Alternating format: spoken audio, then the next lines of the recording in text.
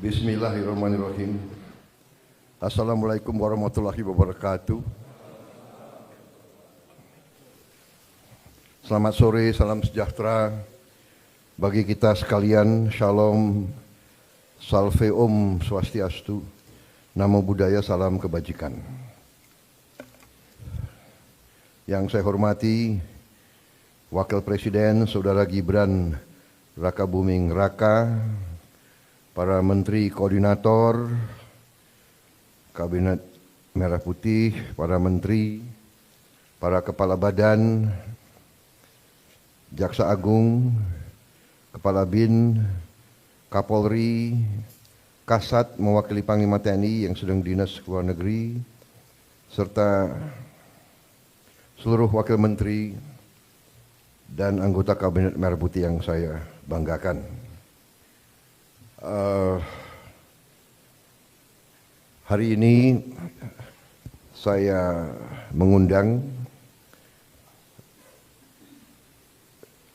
seluruh kabinet untuk kita melaksanakan sidang paripurna. Tentunya ini adalah pertemuan kita sesudah kita resmi 3 bulan menjabat. Setelah saya dilantik tanggal 20 Oktober yang lalu, kemudian saudara-saudara dilantik besok harinya tanggal 21, dan para menteri, para wakil menteri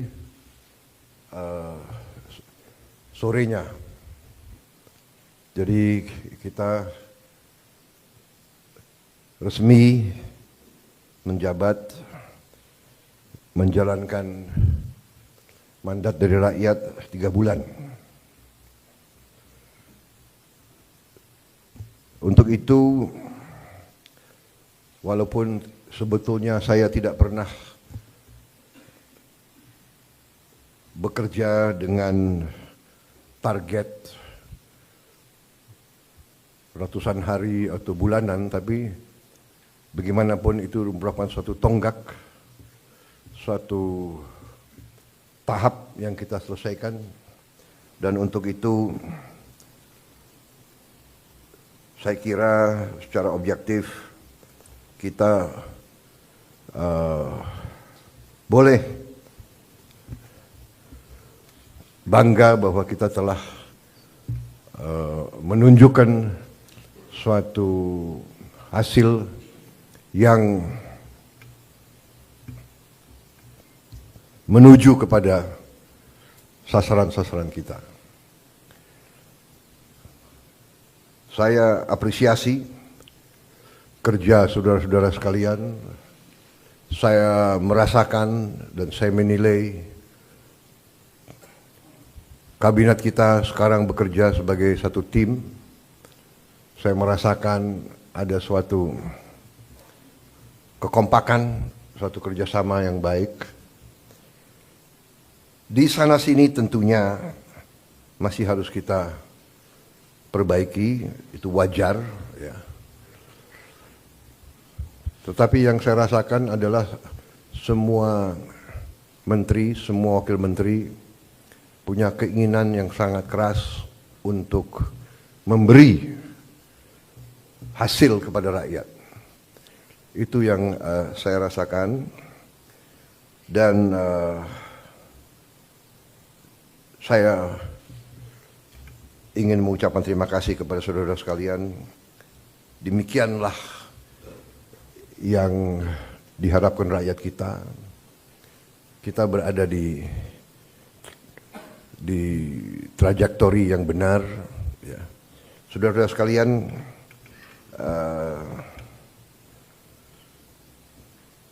saya tadi pagi kebetulan berjumpa dengan Profesor Emil Salim, seorang senior, usianya 94 tahun, berkali-kali jadi menteri. Ya, beliau menyampaikan pesan-pesan, menyampaikan harapan-harapan dan menyampaikan apa-apa yang beliau jadikan pegangan beliau. Inti yang saya kira saya tangkap dari beliau ingatkan bahwa seorang menteri adalah seorang pejabat negara.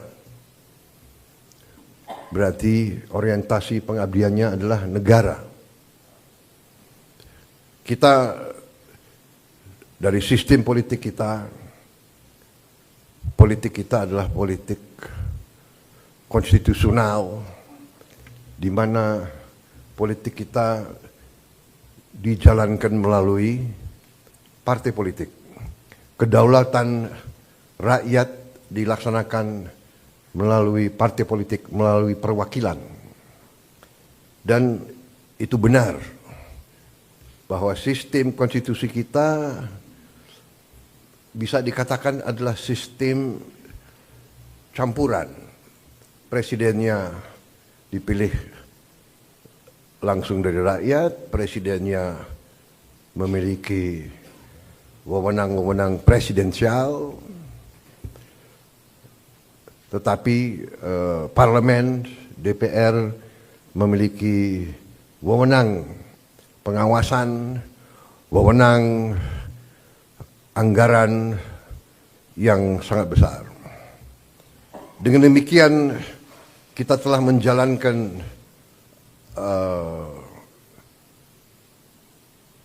statecraft kita, bernegara kita telah jalankan dengan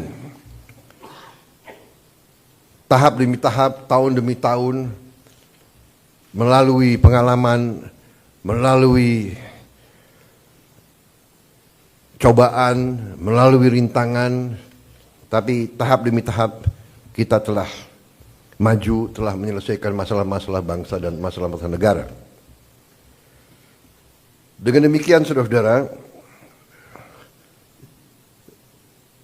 apa kemarin apa yang tadi disampaikan sebagai harapan para senior kita diingatkan bahwa sebagai pejabat negara, orientasi kita pertama untuk negara. Kita memang ada yang berasal dari partai politik, ada yang berasal dari organisasi kemasyarakatan dan sebagainya. Ada yang berasal dari dunia akademi, dunia ilmuwan, ada yang dari NGO, dari LSM. Tapi begitu kita sudah disumpah, begitu kita menjabat sebagai pejabat negara, orientasi kita, kepentingan kita adalah untuk negara. Dan untuk itu saya ucapkan terima kasih karena saya rasakan walaupun begitu banyak tokoh-tokoh dari berbagai latar belakang, tapi yang saya rasakan sekarang orientasi kita adalah kepentingan negara, kepentingan rakyat. Dan saya kira ini dirasakan oleh rakyat kita. Saudara-saudara, dari hasil sementara kita merasakan bahwa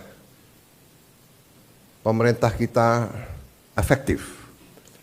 Di akhir tahun 24, liburan hari Natal, tahun baru, berjalan dengan lancar, dengan aman. Untuk itu, saya ucapkan terima kasih kepada seluruh pejabat terkait dan jajarannya yang telah bekerja keras, Menko Polkam, Menko Infrastruktur, Menko Pangan, semua Menko, Kapolri, Panglima TNI, yang bekerja keras menjamin keamanan, keselamatan, Menteri Perhubungan, Menteri BUMN, dan semua menteri-menteri lain yang saya monitor turun ke bawah, turun ke lapangan, monitor perkembangan. Kita juga membuktikan bahwa pemerintah kita efektif. Pemerintah kita bisa menjalankan administrasi negara dengan handal. Saudara-saudara, bagaimanapun di bulan-bulan yang kritis tersebut biasanya ditandai oleh banyak kecelakaan lalu lintas, ditandai oleh ketersediaan bahan pangan, bahan-bahan pokok yang penuh dengan fluktuasi harga dan sebagainya. Kali ini kita berhasil untuk menjalankan suatu keadaan yang stabil, penuh ketenangan, penuh kesejukan. Di tengah banyak dunia dilanda konflik, ketegangan, krisis, bahkan perang, kita mampu menjaga kesejukan, ketenangan, perdamaian di negara kita. Saudara-saudara sekalian, saya juga terima kasih dalam 3 bulan kita telah memberi bukti kepada rakyat kebijakan-kebijakan kita adalah kebijakan-kebijakan yang berpihak kepada rakyat, berpihak kepada kepentingan negara. Yang pertama tentunya saya menyampaikan apresiasi kepada Menteri Keuangan dengan semua timnya yang telah menyusun APBN dengan baik, dengan cermat, kerja keras, karena saya terus-menerus monitor, saya terus-menerus menuntut penghematan, efisiensi. Saya menuntut keberanian memotong hal-hal yang tidak esensial. Saya tegaskan bahwa kriteria anggaran yang akan kita laksanakan, kriteria pertama adalah harus bisa menciptakan lapangan kerja.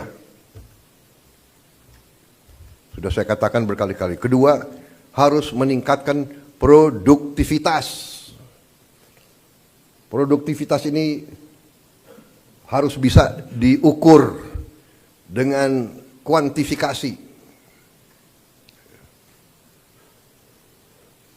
Berapa devisa yang dihasilkan? Berapa devisa yang dihemat?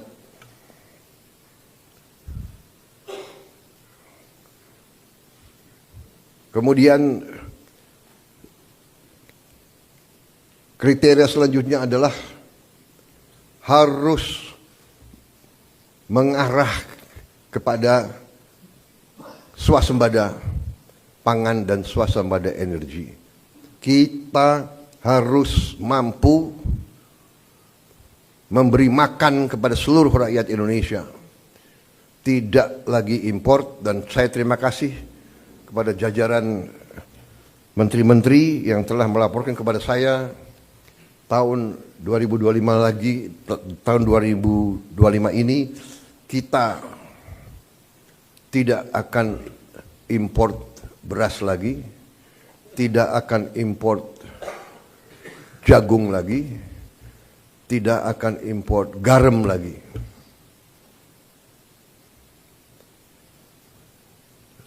Artinya, target yang saya berikan kepada kabinet bahwa Indonesia kita harus swasembada pangan dalam waktu 4 tahun.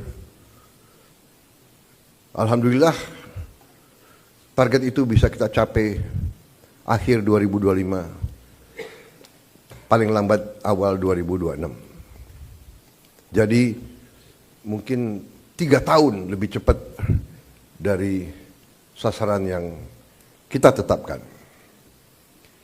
Artinya bahwa dengan niat baik, dengan kerja keras, dengan orientasi kepada negara dan bangsa, kebijakan yang masuk akal akan membuahkan hasil yang cepat. Ini harus kita yakini.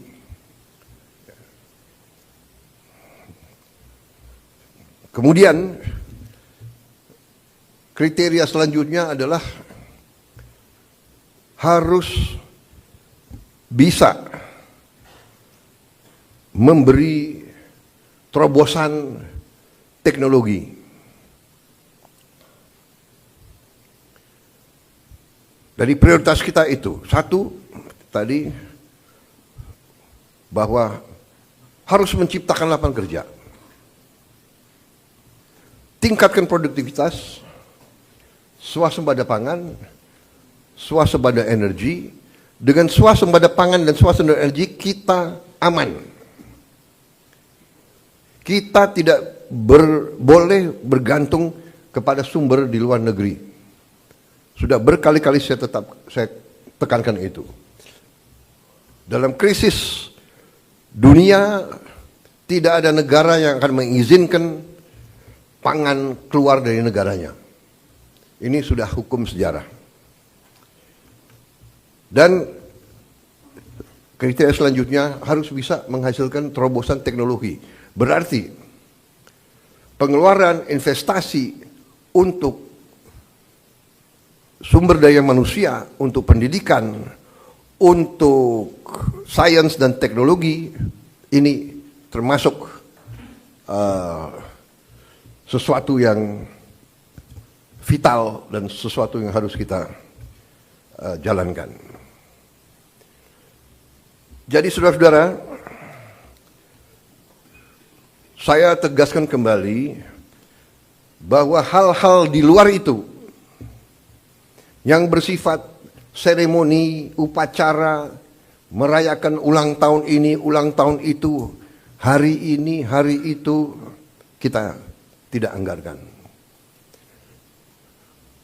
Perayaan sejarah, perayaan ulang tahun, laksanakan secara sederhana di kantor, di ruangan. Kalau perlu yang hadir hanya 15 orang, sisanya divikonkan.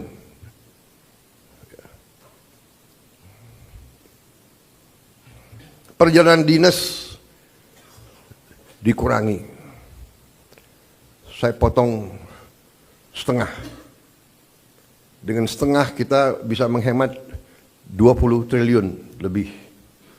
Kalau kita hitung 20 triliun, berapa puluh ribu sekolah, gedung sekolah bisa kita perbaiki.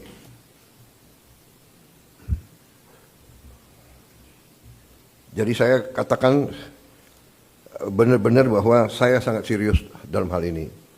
Saya minta loyalitas semua menteri, semua kepala badan untuk patuh dalam hal ini. Ya. Dan saya terima kasih kepada tim keuangan yang telah menjalankan penyisiran, kajian terhadap anggaran sampai serinci-rincinya. Kalau tidak salah, mungkin sampai satuan ke-9 kalau tidak salah.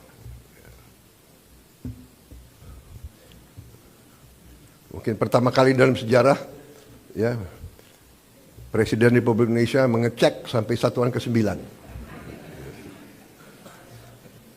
Jadi saudara-saudara pun mungkin tidak tahu anggaran-anggaran tersebut, ya. Karena kita sudah lama jadi orang Indonesia. Tapi ini saya kira sesuatu yang membanggakan. Dengan demikian kita bisa bekerja dengan sangat cepat. Saudara, program makan bergizi kita berjalan. Alhamdulillah, kita telah luncurkan tanggal 6 Januari yang lalu. Sampai sekarang berhasil melayani 650.000 anak-anak kita di 31 provinsi. Ini berkat kerja keras banyak pihak. Ya, Kepala Badan Gizi, jajarannya, Mendagri, Menteri Pendidikan Dasar dan Menengah, Menteri Bappenas, Menteri Desa, Menteri BUMN, Menteri Kesehatan, Panglima TNI, Kapolri, para kepala sekolah, para gubernur, bupati, tentunya Menteri Keuangan, dan untuk Januari sampai April 2025, program ini sasarannya adalah 3 juta anak. Bulan April sampai Agustus 2025 akan menuju 6 juta anak. September kita harapkan 15 juta anak. Dan akhir 2025 target kita adalah semua anak-anak Indonesia bisa dapat makanan bergizi. Saudara-saudara, terima kasih kerjasama ini. Seluruh kementerian lembaga ikut mengamankan dan menyukseskan program ini. Kita akan bersinergi dengan pemerintah daerah, gubernur, bupati, wali kota, dan seluruh perangkat daerah. Saudara-saudara, ini adalah masalah strategis. Kita memperkuat masa depan Indonesia. Anak-anak Indonesia harus kuat, harus cerdas, harus semangat, harus sekolah dengan baik. Saya percaya dalam waktu yang tidak lama kita akan melihat peningkatan hasil kemampuan akademis anak-anak kita. Saya juga bertekad untuk melakukan langkah-langkah intervensi kepada semua sekolah di Indonesia. Sekolah dasar, sekolah menengah, SMP, SMA, semua sekolah yang dibina oleh pesantren dengan teknologi.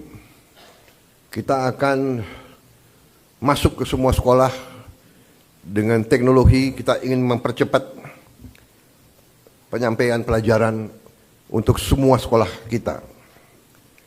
Saudara-saudara, saya juga berterima kasih kepada Menko Perekonomian dan tim ekonomi yang telah menggagas, menyusun konsep-konsep yang diwujudkan dalam produk-produk, dalam kebijakan-kebijakan yang pro rakyat,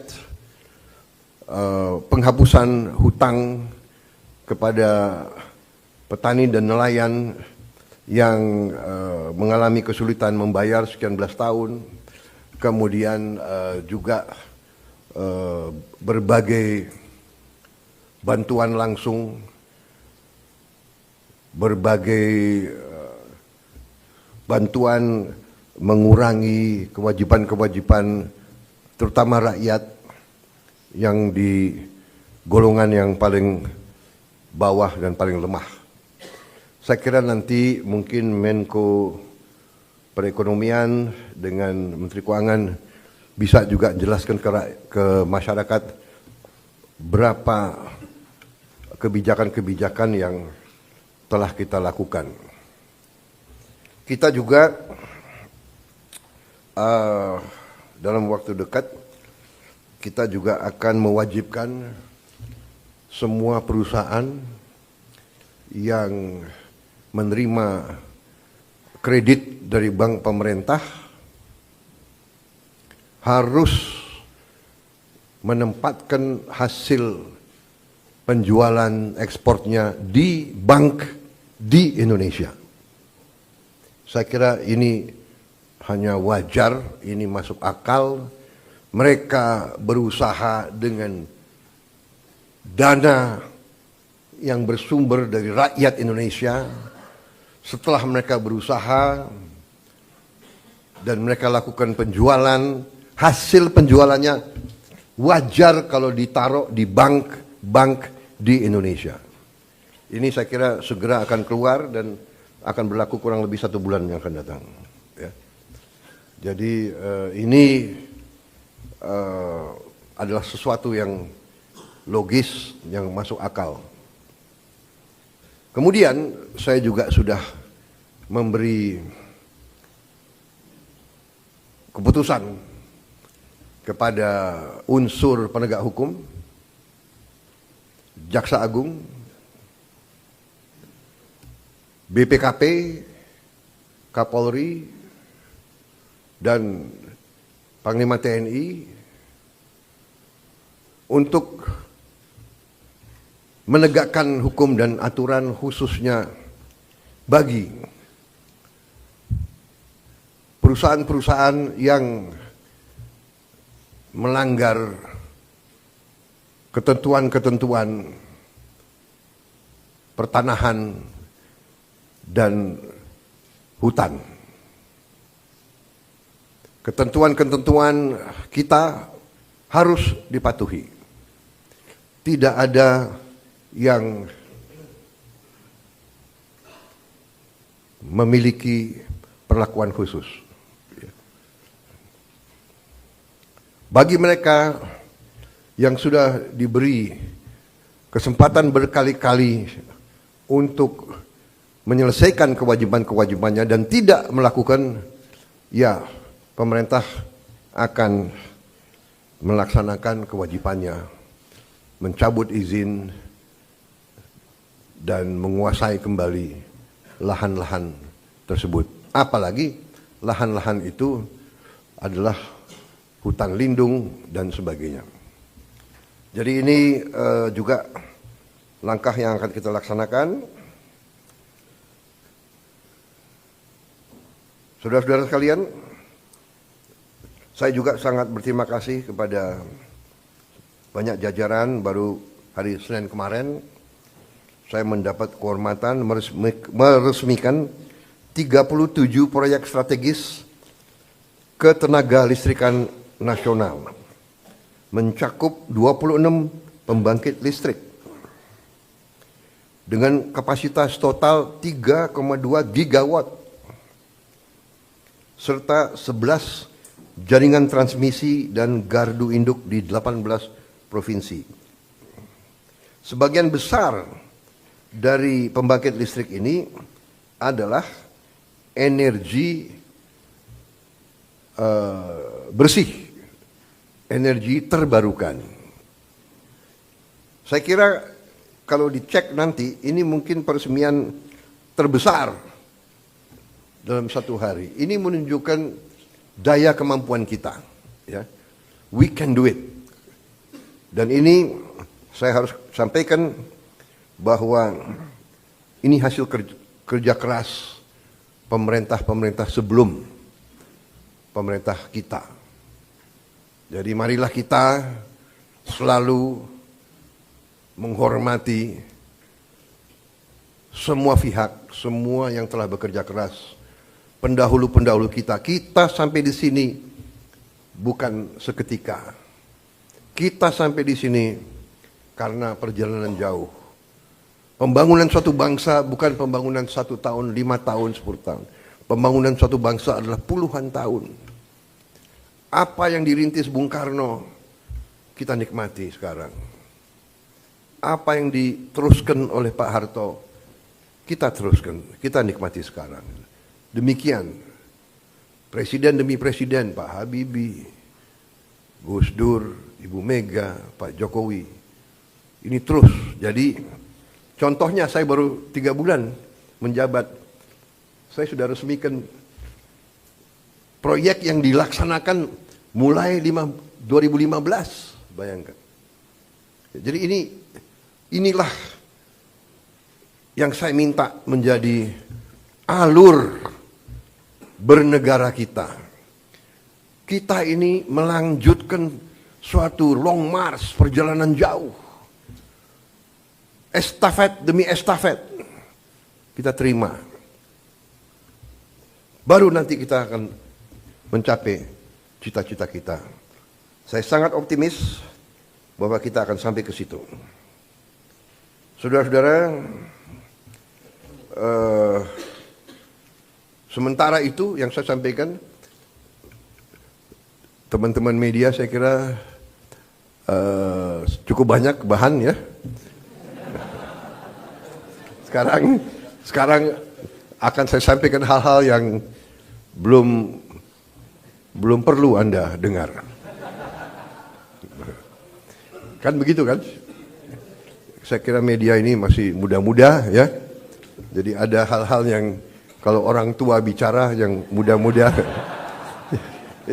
yang muda-muda, anak-anak biasanya tunggu di luar. Kan begitu kan? Ya. Terima kasih sementara. Ya. Paling lama ini ya. Zaman Pak Jokowi sebentar dia di dalam.